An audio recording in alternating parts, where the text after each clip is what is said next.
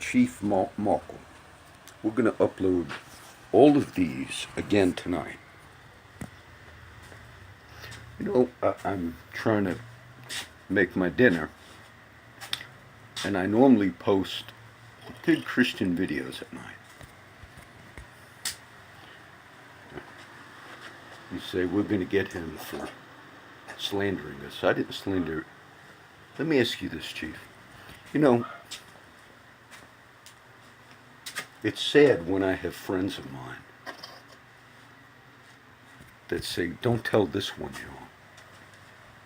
Please don't say it. And I knew that they were afraid of retaliation. And in one case, it was by you, the guy heading up this debacle. So because I can't say the name, I would simply ask, if you have a difference with a neighbor before you were police chief, just people know each other, and out of anger, on duty, showed up. I believe this was before you were police chief. But you showed up with other cops that were on duty in uniform. And because it was just like a domestic neighborhood thing, and people get mad, when I get mad, if I'm mad at a friend or somebody threatens me, I've been prone to, get into it. But if you're in uniform, and you got other guys in uniform, and you had to leave the station to handle it, and said something of the nature of, if I ever catch you, and then you threaten him, what does that show me, Chief? Maybe you want to be a tough guy, and you have something to handle with somebody, but you never show up. Because what you do when you do that is you tell that citizen, I got the whole damn force behind me. And I have never assaulted and beat the fuck out of cops or citizens or people. And your department has had so many of those. It's unspeakable. It's unspeakable.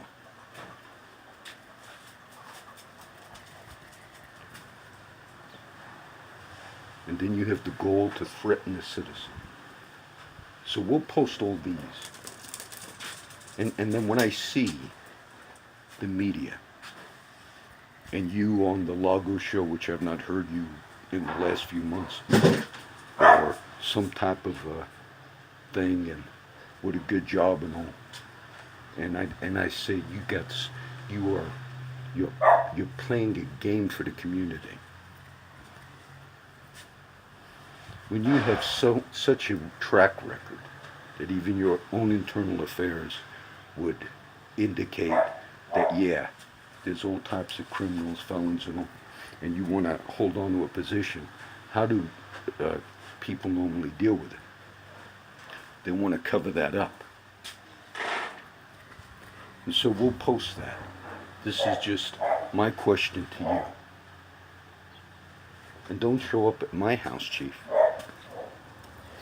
with a bunch of officers and saying to my face, I will kick your ass, John, while on duty with other cops with you that day. Because that's a crime when you do that, Chief. That's a crime. You say, well, you know who it is. And you scared the shit out of him where he would never want to say it unless it came down to legal action. So you get a debacle in this town. You get a debacle. You live right over there. How you have officers committing assaults, felonies. Then you call those officers in and say, look, you can't be doing this, you can't do this. You assure the citizen it'll never happen again, and then he shows up in the cop car on the property where that victim was staying. Hey, we caught the guy, that kicked your ass. And we sent him to Port Aransas. The officer who committed that felony assault, one of millions, besides a million other things. And that's how you dealt with it. You called him in and said, look, you can't be doing this stuff. He left. Oh, I'm going to go get that guy that reported me. Put him on notice. I will kick your ass. You put that citizen on notice where that officer indicated to that citizen that he will kick his ass and do worse if he has to.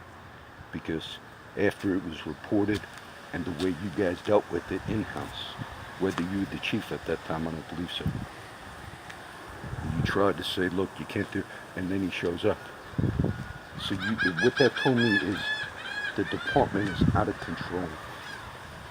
But if you're out of control and you can't stop, like somebody calling in sick, but if you can't stop felonies, a rogue agency of non-stop felonies, then you have to deal with it like you would deal with any other citizen who was multiple felonies.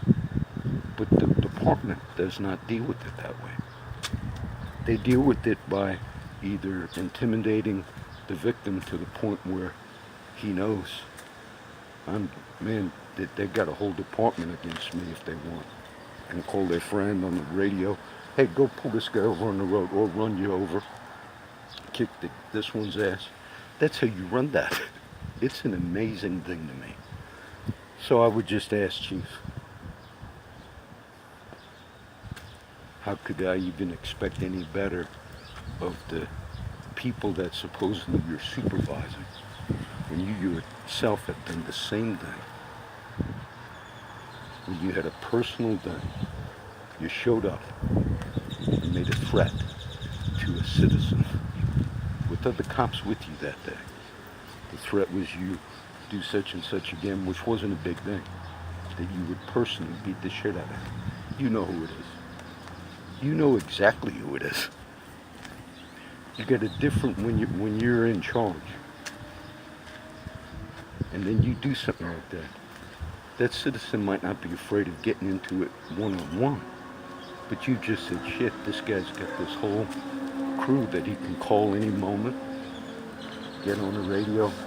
I used to come out of establishments, normal establishments, and a cop car sitting right behind my vehicle. I had friends with me at that time. They said, oh man, John, they didn't want to ride with me. I said, we're cops. We're CCPD. We're lawbreakers. We're now ranked the #1. I rank you that way, Chief. Friends sitting here telling me stories and stories after stories. Your own guys sitting right outside my house, waiting. Not recently. And I'd go, what goal? And then I used to come in with a friend of mine, John David, one day. I was in his car. He was picking me up. We were going to go to a little AA meeting. That cop was in David's ship. The guys didn't want to ride with me. They're rogues. You got a bunch of rogue felon cops in this city. Known by the chief. Known by the other guys. And even my friend who told me maybe 8 days ago, John, he says, if I get killed, word's out, yeah, it'll be part of the corrupt cops along with the underground. And then one law enforcement vehicle pulled up and just had his lights on. And he got out of the vehicle, said, go ahead, come on. And they just sat. Now you tell me, what a joke.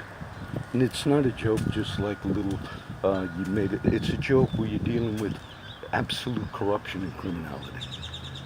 To know, I've never seen it in my life like this. So you get a degree of the population that the #1 thing that they have to watch out for is a threat from those of you in your department. The #1 thing to make sure my kids don't get illegally entered by law enforcement into their trailers, to make sure the cops that are in the corrupt criminal activity don't continue. That's the #1 thing. I don't worry about my street friends. That's the thing I have to worry about, to look out for. Parking, following you, letting you know we got this thing here down pat. We're above the law in South Texas.